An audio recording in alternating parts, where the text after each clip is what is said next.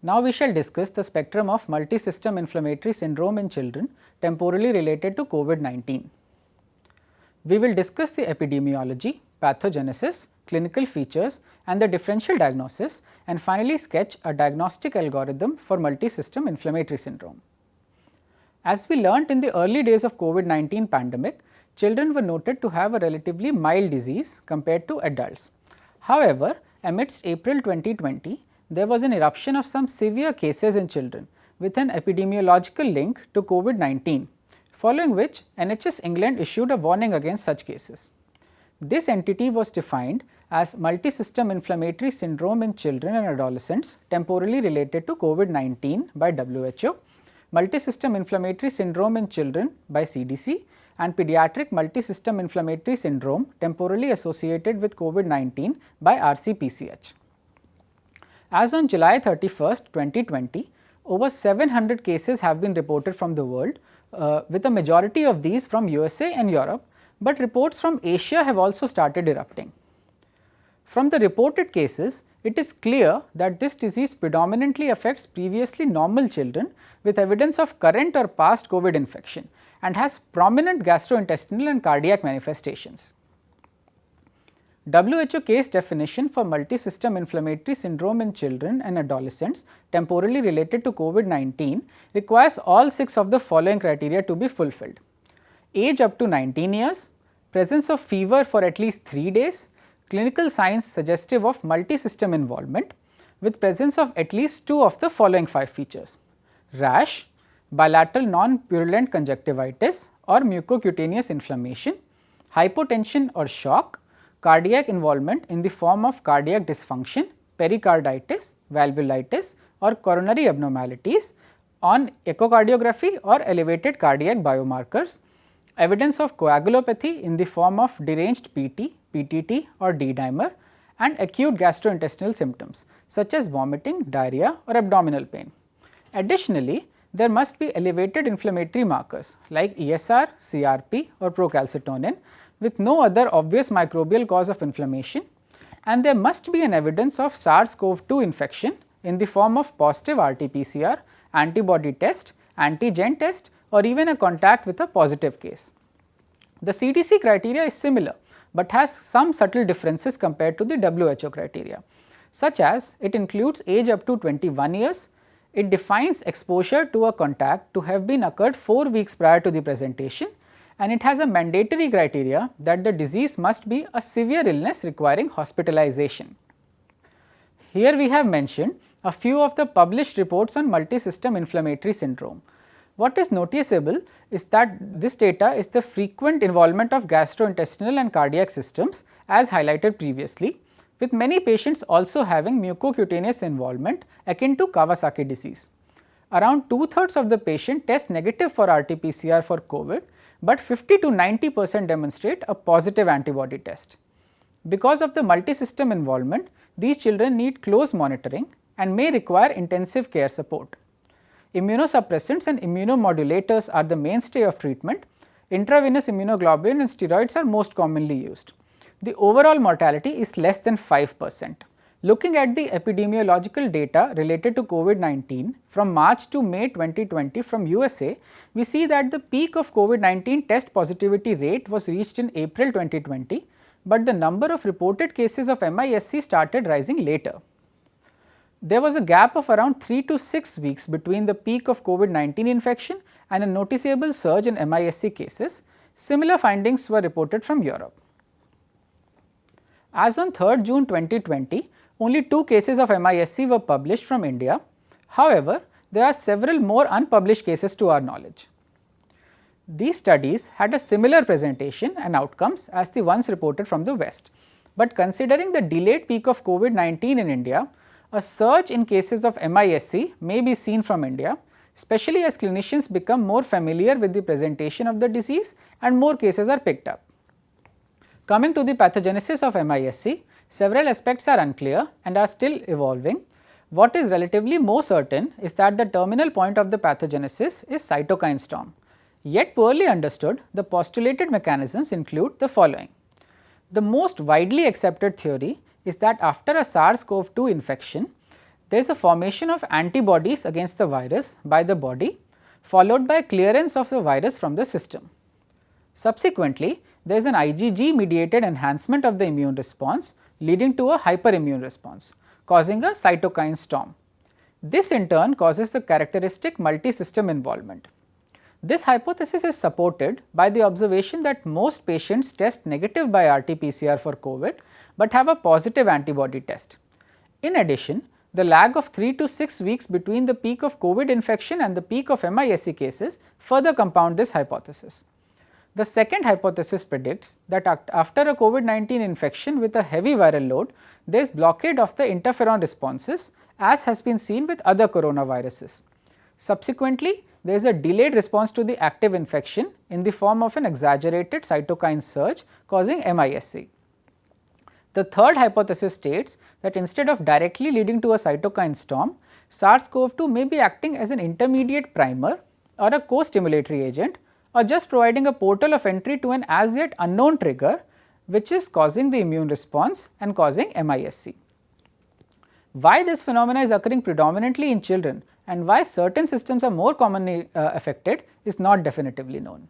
Coming to the clinical features, fever is a universal symptom and is a necessary criteria for diagnosis of MIS-C. Gastrointestinal symptoms have been reported in 60 to 100% of the published cases and include abdominal pain, vomiting and diarrhea. Patients have even presented with an acute abdomen requiring exploratory laparotomy in a few cases. Cardiac involvement, especially as left ventricular dysfunction, is seen in over 50% of the cases. Similarly, shock is a commonly seen feature seen in 50 to 80% of the cases, and in most series has been seen to be clinically warm type of shock. MIS-C has several features which may mimic those seen in Kawasaki disease. In fact, the criteria for Kawasaki disease may be met in around 40% of the cases. These features include rash, which is usually polymorphous and may be seen on the trunk or extremities. Similarly, these children may have bilateral non-purulent conjunctivitis, mucous membrane involvement in the form of mucosal erythema and strawberry tongue, and swelling over hands and feet. In addition, coronary artery abnormalities have been reported in 8 to 48% of the patients, but long-term data about the progression of these abnormalities is not known. This image shows the typical erythematous maculopapular rash seen on the extremities and trunk. Targetoid rashes have also been described. Other clinical features include neurocognitive symptoms, which can manifest as headache, lethargy, confusion or irritability in a younger child. As opposed to COVID-19 infection in adults, respiratory symptoms are usually not a prominent symptom of MIS-C and may be seen in 20 to 60% cases. Serositis in the form of pericarditis and pericardial effusion, pleural effusion and ascites may be seen in a minority of patients. In many cases, patients may develop multi-organ dysfunction in the form of respiratory failure, acute renal failure and less commonly acute liver failure. Let us now discuss a few differential diagnoses that may mimic MIS-C. Kawasaki disease is a close differential with several overlapping features. However, some differences have been noted between the two conditions. In MIS-C, the children are typically older, usually 8 to 10 years of age, while Kawasaki disease is mainly seen in children below 5 years of age. Gastrointestinal symptoms, myocardial dysfunction and shock are much more common in MIS-C. Inflammatory markers have been seen to be much highly elevated in MIS-C as compared to Kawasaki disease, and thrombocytopenia is a relatively common feature of MIS-C but is rare in Kawasaki disease. Toxic shock syndrome is another close differential because of the presence of multi-organ involvement along with fever. However, a microbiological evidence of Staphylococcus or Streptococcus is necessary for the diagnosis of TSS. Bacterial sepsis and septic shock cannot be ruled out in most severe cases of MIS-C at presentation and needs workup. However, certain features like coronary artery abnormalities are not seen in sepsis. Lastly, in endemic countries like India, dengue and dengue-related secondary hemophagocytic lymphohistiocytosis has to be kept in mind, especially in the monsoon season, and dengue infection must be ruled out in suspected cases of MIS-C. Multisystem inflammatory syndrome requires a thorough investigation not only to establish the diagnosis, but to exclude other important differentials and find out the extent of organ involvement. Complete blood count with differential count is necessary and may reveal lymphopenia and neutrophilia along with mild anemia and thrombocytopenia. Levels of inflammatory markers like ESR, CRP, procalcitonin, interleukin 6 are determined and are seen to be universally elevated. In addition, other markers of secondary HLH and macrophage activation syndrome like ferritin, fibrinogen, triglycerides and LDH are often elevated. Cardiac markers like troponin, NT-proBNP are elevated in 68 to 100% of the cases and indicate myocardial involvement. Liver function tests often reveal mild derangement of liver enzymes and hypoalbuminemia. Renal function tests are done to look for renal involvement. Blood gas analysis is necessary for management of respiratory failure and shock. Coagulation defects are sometimes seen in MISC. Hence, coagulation studies including PT-INR, APTT and D-dimer levels needs to be done. ECG is also done, which may reveal STT changes and arrhythmia in case of myocarditis and electrolyte abnormalities, and low voltage waves may be seen in case of pericardial effusion. As discussed previously, sepsis is a close mimicker of MISC. Hence, in all suspected cases of MISC, efforts to find an infective cause must be made. These include blood cultures, urine analysis and urine culture, and workup for malaria and dengue. Additionally, other tests to rule out infectious etiologies such as scrub typhus, leptospirosis, disseminated viral infections may be done when clinically indicated. As you would recollect, the case definition of MISC requires a link with COVID-19 to be established. This is established by the presence of any of the following: a positive RT-PCR for SARS-CoV-2 in a nasopharyngeal or a lower respiratory tract sample, a positive antibody test which may either be IgM or IgG, a positive antigen test for SARS-CoV-2, or even a recent exposure to a confirmed case of COVID-19. As discussed previously, based on the published case series, around 50 to 90% cases of MISC have a positive antibody test. RT-PCR is negative in over 2/3 of the cases.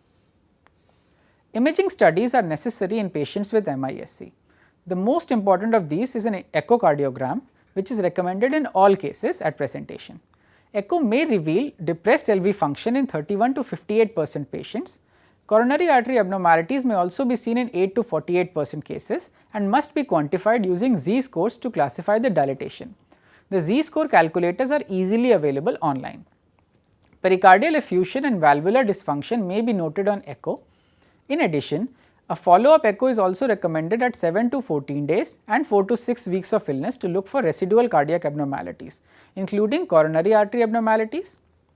Chest X-ray and CT scan may be done in cases with prominent respiratory symptoms and may reveal cardiomegaly, pleural and pericardial effusion, and ground glass opacities.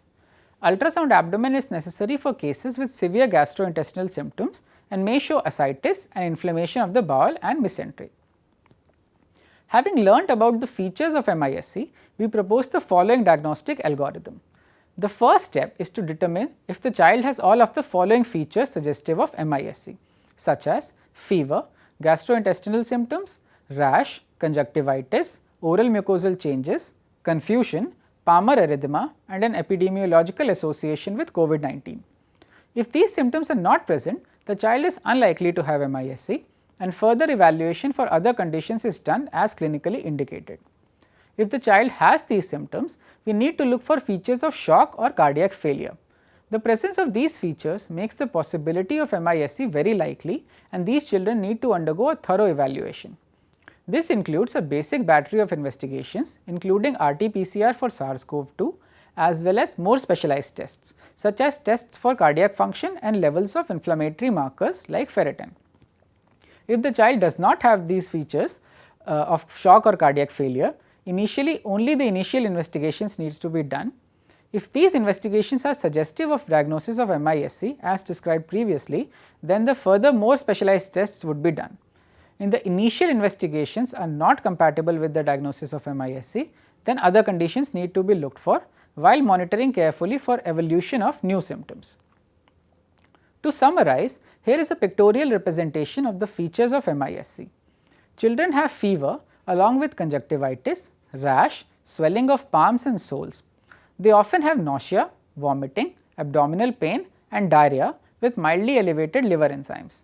Cardiac involvement is prominent with elevated cardiac biomarkers and echo abnormalities. There may be headache, meningismus and lethargy. Respiratory involvement in the form of hypoxemia and pulmonary infiltrates, although rare, may be seen. Blood tests reveal thrombocytopenia, neutrophilia and lymphopenia and elevate inflammatory markers. And importantly, there is a lab evidence of current or past SARS-CoV-2 infection or a history of exposure to COVID-19. Thank you.